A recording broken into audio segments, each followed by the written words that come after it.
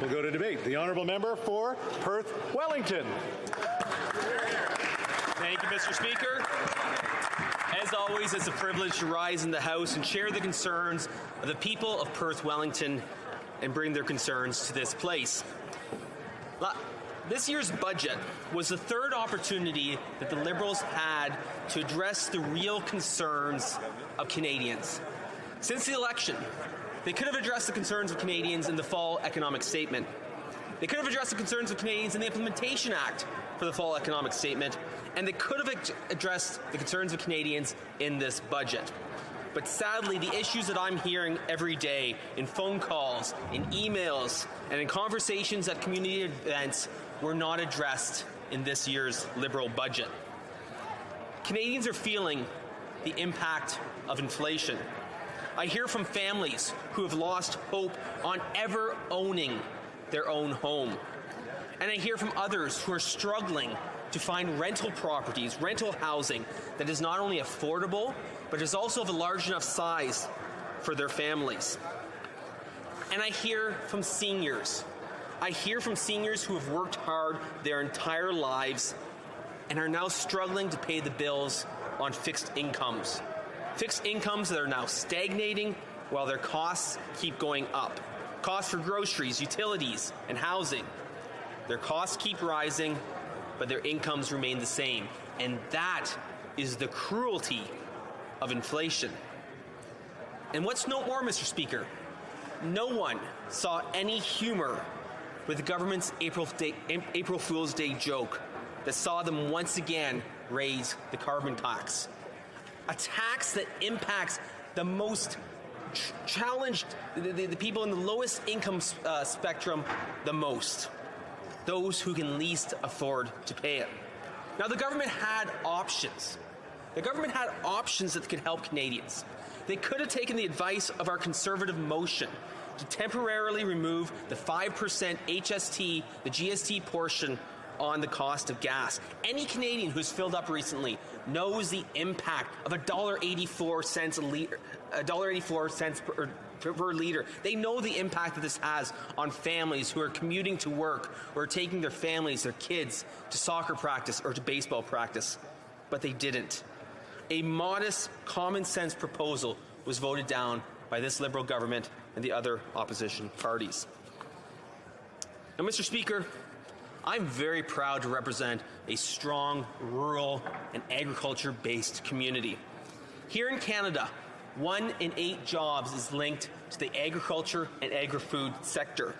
This generates $140 billion worth of economic activity each and every year. In Perth Wellington alone, agriculture is a $1 billion industry, with grain farmers cultivating some of the most fertile farmland in the world, and dairy, beef, pork, egg, chicken, and other farmers providing high-quality food to feed our communities, our country, and the world. But, Mr. Speaker, anyone who tuned in to hear the Liberal government's budget speech would be sorely disappointed to know that this powerhouse, this economic powerhouse of agriculture, was not even mentioned in her budget speech. In her 3,000-word speech, she didn't once mention agriculture or agri-food, or farmers and farm families, or food processing and rural communities. Not once was this economic powerhouse of agriculture and agri-food mentioned in the Minister of Finance's speech. When a speech is used to highlight the priorities of a government, what is left unsaid is awfully telling. Mr. Speaker, farmers and farm families quite literally feed the world. They work hard and they innovate each and every day.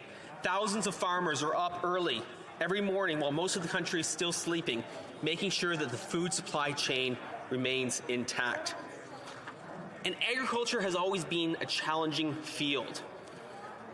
There are unknowns that no one can predict. But what farmers don't need is the uncertainty caused by their own government. Even before the Russian invasion of Ukraine, fertilizer costs and supply issues were an issue. This included the ongoing efforts by the Liberal government to limit the use of fertilizer that farmers could use on their crops.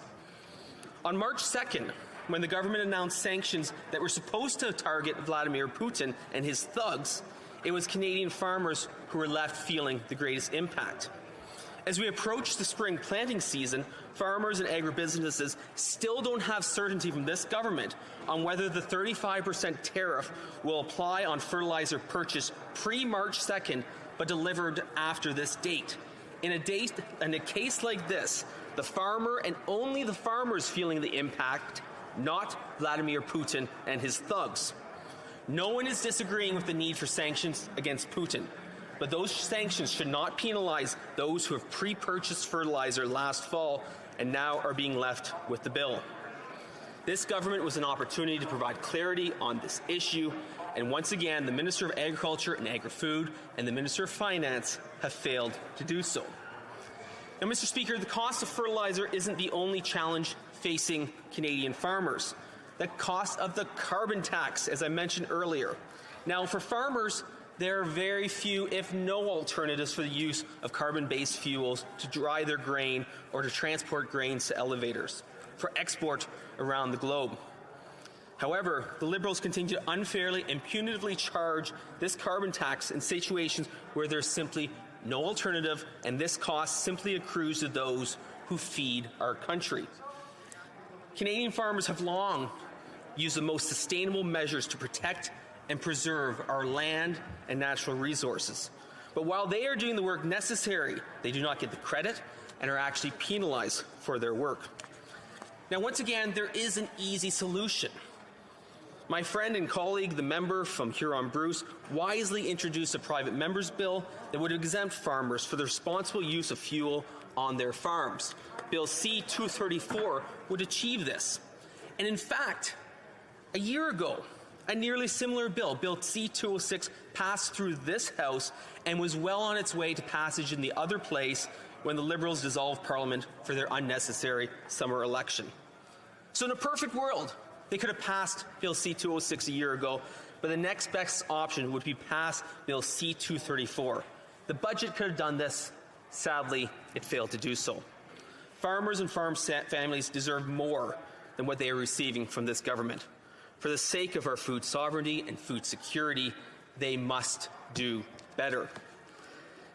Now, Mr. Speaker, in the 6.5 years that I've been in this place, at almost every opportunity and almost every budget, I raised the concerns of rural broadband in my riding and in rural communities across the country. But these past 2 years especially have shown the necessity of reliable internet service.